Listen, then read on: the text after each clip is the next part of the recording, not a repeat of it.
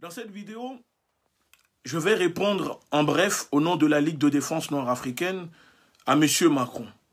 M. Macron, hier, lors de la conférence concernant la présence de l'impérialisme français avec ses bases militaires en Afrique, déclare, je cite, « Qui sont les gens qui meurent pour vos enfants ?» M. Macron s'adressant ainsi à cinq chefs d'État africains comme le maître qui s'adresse à ses esclaves. Alors, dans cette vidéo, on va répondre à M. Macron, au nom de la Ligue de défense nord-africaine. Nous allons répondre à M. Macron pour faire comprendre à M. Macron que même si M. Macron a l'habitude ou la technique de pouvoir manipuler les Français, parce que c'est comme ça qu'il a réussi à manipuler une partie des Français qui ont voté pour lui, pour le mettre président de la République française, que nous, la jeunesse africaine, nous, la nouvelle génération, nous ne sommes pas dupes. Et on voit clair dans votre jeu. À un moment, il faut savoir s'arrêter. Stop. Si vous continuez à vouloir forcer les choses, on vous dit tout simplement que l'Afrique deviendra le nouveau Vietnam, l'Indochine de l'armée française et des Français. Parce qu'à un moment, qui vous a demandé de venir protéger les Africains?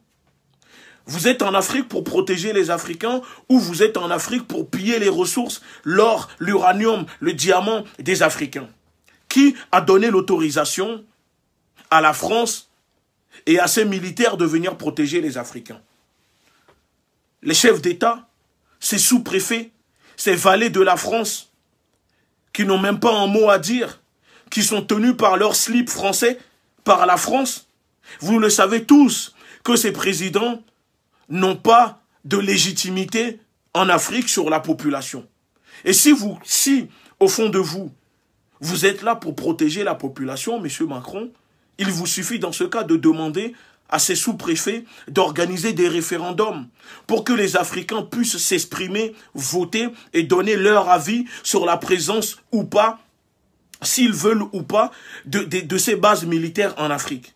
Mais des élections en référendum propres et claires. Pas le fait de bourrer les urnes ici à Paris, de les charger dans des avions militaires et de venir les déposer sur le continent pour pouvoir maintenir l'hégémonie de la France. Donc, M. Macron, quand vous êtes là à dire, hier, lors de votre conférence, qui sont les gens qui meurent pour protéger vos enfants? Mais nous, on vous répond, qui sont les gens qui sont venus en Afrique, où pendant 500 ans, sous la bannière de l'esclavage et de la colonisation, ont tué, torturé, génocidé, asservi des millions d'Africains. Et jusqu'en 2020, et ça continue. Donc, vous n'allez pas, aujourd'hui, du jour au lendemain, nous dire que vous, nos bourreaux, ou nos anciens bourreaux, que c'est vous, aujourd'hui, vous allez nous protéger contre le mal des autres. Parce que la France est un État terroriste. L'impérialisme français est un État terroriste. Le premier terroriste en Afrique qui tue les Africains par milliers chaque année, c'est l'État français. C'est l'État français parce que c'est vous qui financez ces groupes criminels qui sont là pour faire peur à la population, qui font déplacer la population. Ce n'est pas la France qui finance les armes en Libye. Ce n'est pas la France qui finance les armes au Mali. Ce n'est pas la France qui finance les armes au Niger. Ce n'est pas la France qui finançait les armes en Syrie. Nous le savons tous. Nous connaissons tous la politique extérieure de la France.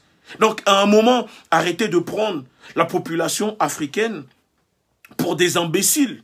Vous n'arrivez pas à protéger les Français contre les djihadistes, contre le djihadisme, comme vous dites, contre le terrorisme. Vous n'êtes pas capable de protéger la population française, que vous n'hésitez pas d'ailleurs à éborgner, à tuer, à matraquer, parce qu'ils sont dans la rue depuis plus d'un an pour demander une meilleure vie sociale. Et c'est vous qui, aujourd'hui, vous vous positionnez en sauveur des Africains contre le terrorisme. Mais M. Macron, vous savez, nos grands-parents, peut-être, ne voyaient pas la supercherie de la France. Nos ancêtres ou nos parents, peut-être, ne l'ont pas vu. Mais nous, aujourd'hui, on voit Et on sait tous que les bases militaires de la France, que la France n'est pas en Afrique pour protéger les Africains.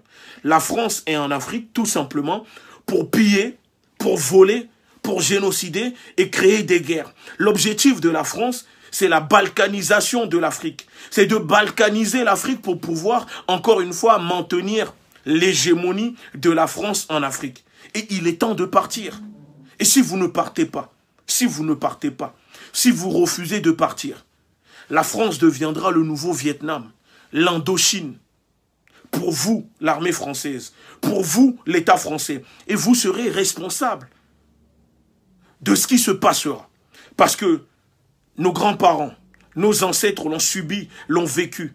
Mais nous refusons que nos enfants, les futures générations, ne subissent et ne vivent cette misère, d'accord, que la France provoque en Afrique. C'est à cause de la France que les pays africains ont du mal à se développer.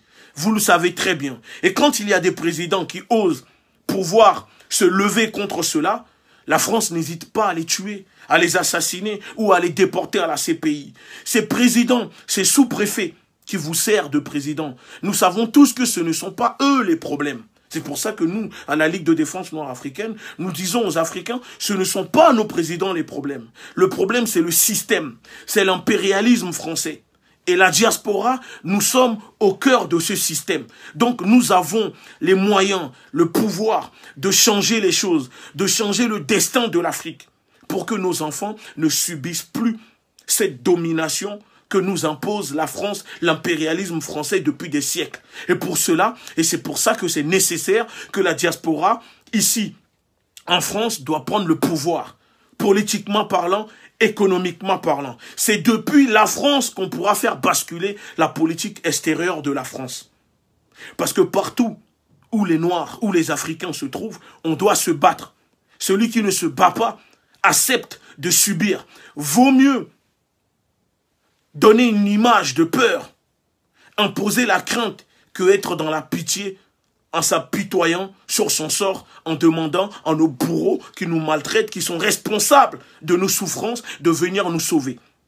Et donc, nous le disons, que la jeunesse africaine doit rentrer en résistance. Nous appelons la jeunesse africaine à rentrer en résistance. La révolution panafricaine, c'est tout ce qui nous reste. C'est tout ce qui nous reste. Si on doit mourir, autant mourir avec notre dignité, en défendant nos convictions, en défendant nos droits, en défendant nos terres, que continuer à vivre comme des moutons. Parce qu'aujourd'hui en Afrique, ils ont tout privatisé.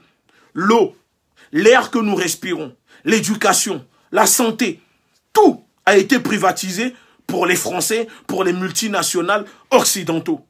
Et nous le savons tous, que les Français, aujourd'hui, détiennent 95% des richesses des Africains. 90% de nos terres en Afrique sont aux mains de l'impérialisme français. Et ça, jusqu'à quand nous allons continuer à tolérer cela? Il est temps qu'on se lève. Il est temps de se battre. Et c'est pour cela que nous le disons, la résistance, nous devons rentrer en résistance. On doit s'organiser partout.